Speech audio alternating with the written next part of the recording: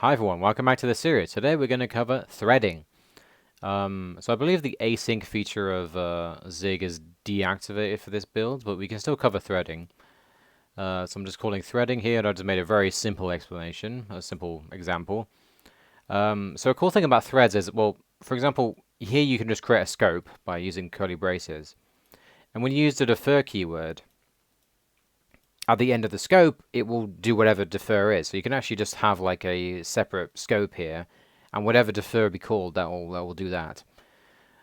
So here we're calling thread.spawn, which if you go to the top, std.thread, which I believe is a struct. So this will create a struct, and it will actually, when you do this, when you call thread1 equals thread.spawn, you're actually creating and running the function. So I'll just go through the arguments. I'm not actually sure what the first one's for. I just know you leave it blank, so maybe it's for something. I actually have no idea. So count is the function. So count is the function to run. And this is the parameters to the function. Alright, so opening up thread.zig, we have spawn.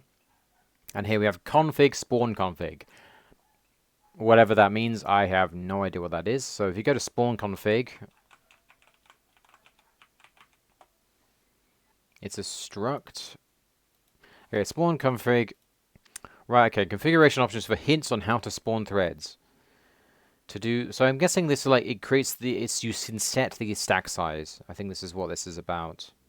But that's why you leave it blank. I don't know what this does. So the first parameter will be spawn config. So the first parameter is spawn config. Leave it empty. So we have spawn config, we leave it empty. But here the count is actually a function I made down here, which is just this. Which is just a function that will simply wait a few seconds and then pay something. And the amount we actually wait depends on the index that we put in. So this parameter here will be, it would depend. So 1, 2, 3. So basically we're going to wait 5 seconds if it's 1. We're going to wait 10 seconds if it's 2. We're going to wait 15 seconds if it's 3. And that's basically all we're doing. So here we have defer thread.join. And what join will do is it will basically wait for the thread to complete and then keep going. And as we do it with all three, it will basically start. So it will start this function. Then it will start this function, then it will start this function, and then it will wait for all of them to finish, and then the end function. So that's what it should do. So running this in a PowerShell, I don't remember the name, is it tutorial1.zig?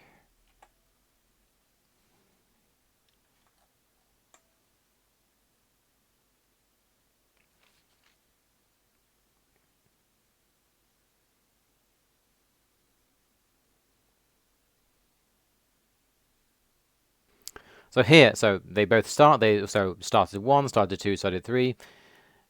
Here we have all three spawning it, doing it at the same time, so 5 seconds. After 5 seconds, the first one stops, so that ends. Then we go 10 seconds, then the second one stops, and then this one keeps going until 15, then they both end, and then the function ends. So this basically will wait, because we're deferring the join.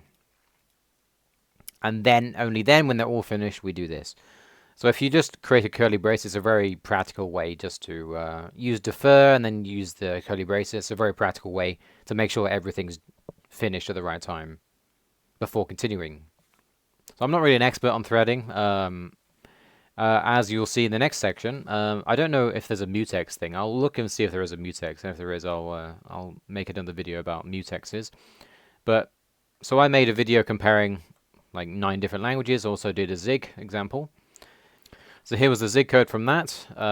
Just recursive. You can look at the video I made just to show you the actual code on this. Let me actually make it C so you can close stuff. So I tried to make this threaded, which is a lot harder than it sounds, and it didn't really work. Well, it works, but it was slower. Here's the exact same code. So basically, I created the start indexes. So what I thought to do was, so we're going like 20 by 19 by 18 by 17 locations. And I thought that maybe at the start, the first location, you could simply create a thread and do the first 5, and then create another thread and do the next 5, and then just set them up. So I have 4 threads, and they're all going to do 5, and then the rest of them, 5, and then the rest of them, 5, and then the rest of them. I thought this would be faster. It's basically the same. Here I created a min distance array just to kind of make sure we're not wasting too much time. I don't know if this slows it down a lot. And we just have a thread index, which will, based on the thread index, we start different indexes. So we start, if it's 0, then it'd be 0 to 5. If it's 1, then it'd be 5 to 10, stuff like this. And then I have to create 4 structs, which is kind of annoying, but you kind of need to do this. And then I do this join thing. So I'm just calling the same function with different, so it's 0, 1, 2, 3 for the thread index. So this one will be 0 to 5, this one will be 5 to 10. Again, I explained this algorithm in the previous video where I compared the 9 different languages. And then, yeah, I was kind of lazy here. I didn't want to like check what was the best, so I just printed the one with the best root and found it and then printed it. But if we look at the results, here's the original version. So 6,200 milliseconds, right? And what was it, 600 million. So run the perf threaded one.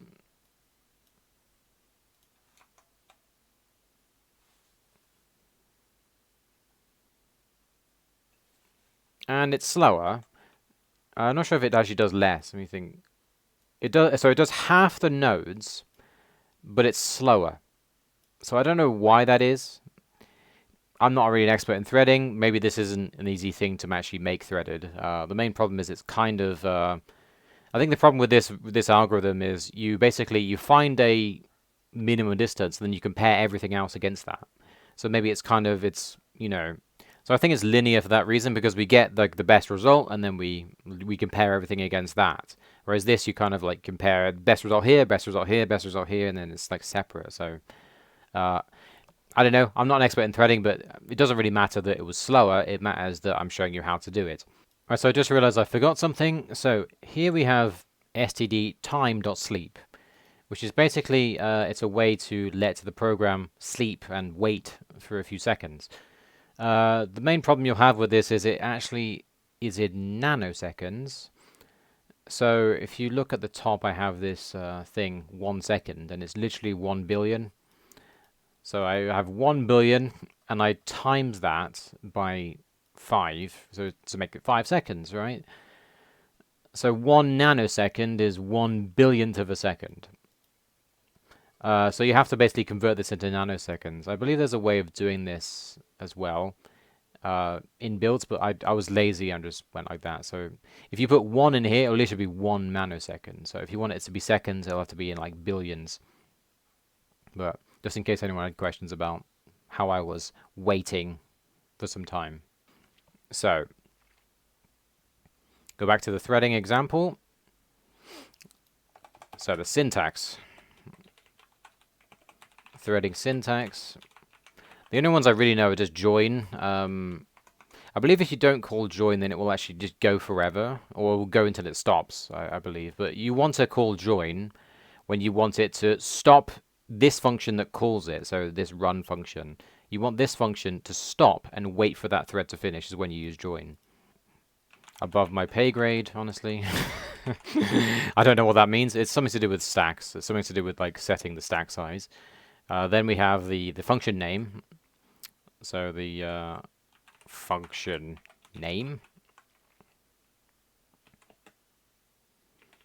Name of the function to run. Then we have the in this parameters. Parameters to put into the function.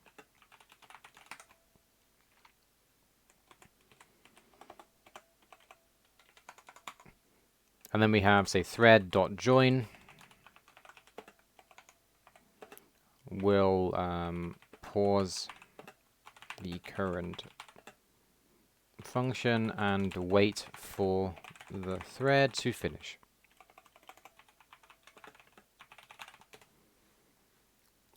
So that's the basic syntax of threading. I'm sure this probably gets a bit more complicated than this. This is just a simple example of how it works. But I think that's mostly all you need to make a simple thread. Yeah, sorry, you actually do need catch unreachable. Catch unreachable, which is if there is an error making a thread, do something, I guess. Here unreachable will crash the program, but it will panic. But you can do whatever you want with the error. Okay, so I thought I would actually make a mutex example because it's actually not that complicated. So we get mutex from, so here we go to thread, say mutex, thread mutex, goes to here, mutex. So what a mutex is a way to basically lock something that multiple threads could access, because if you access something at the same time, it can cause errors and things like this. So here is, I've decided a simple version, decided a simple example to this. So at the top we have mutex equals std_thread.mutex, just because it's easier to write mutex, like this. Then we have show mutex as a function. So I thought we could just use just a regular integer, and we're just going to add to the count each time. I don't believe this would actually cause problems, but maybe it could. I'm not really an expert in threading. So here we create the mutex. So count mutex equals mutex, and we use this syntax to create a mutex. We have a global variable. Then we create some threads which are just going to count, basically. What we're going to do is we have the index, which we put in here, 1, 2, 3. We times that by 1,000, and that's the times we're going to loop. Then we just simply add 1 to this.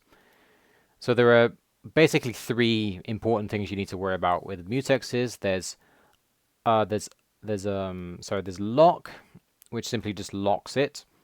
There's try lock, which will attempt to access it without locking it. And then there's unlock. So there's actually an explanation here. If you look here, here we go. Try to acquire the mutex without blocking the caller's thread. Return false if the caller's calling thread would have to block to acquire it. Otherwise, return true, and the caller should unlock to release the mutex. Acquires the mutex, blocking the caller's thread until it can. It is undefined behavior if the mutex is already held by the caller's thread. Once acquired, call unlock on the mutex to release it, and then just release it with release, unlock. Alright, so here I simply just have a bool, which I should probably say this is a bool, but it doesn't matter. It's a bool, because this returns a bool. Count mutex, which is obviously this mutex. So we check, we try to lock it, basically, and see if we can. And if true, that means that it's free to take, and we don't need to lock anything. And if it's true, then we defer, and then increase the count. Just useful to just defer the unlock. Then, if not, which I don't think ever happened because it didn't ever print this. So basically, if we can't acquire it without locking, then we lock it, and then unlock at the end. I'm going to show you the results of this.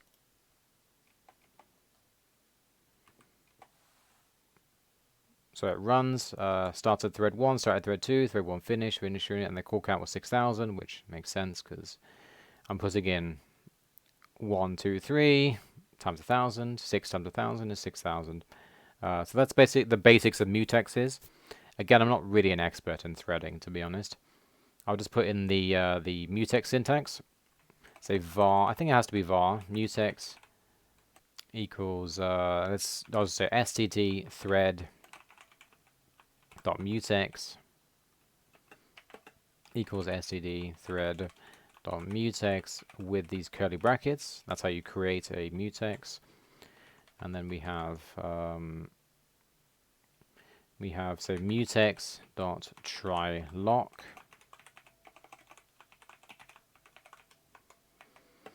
sees if you can lock the thread, lock the mutex without blocking, returns a bool, mutex lock, locks the mutex so other threads can't access it.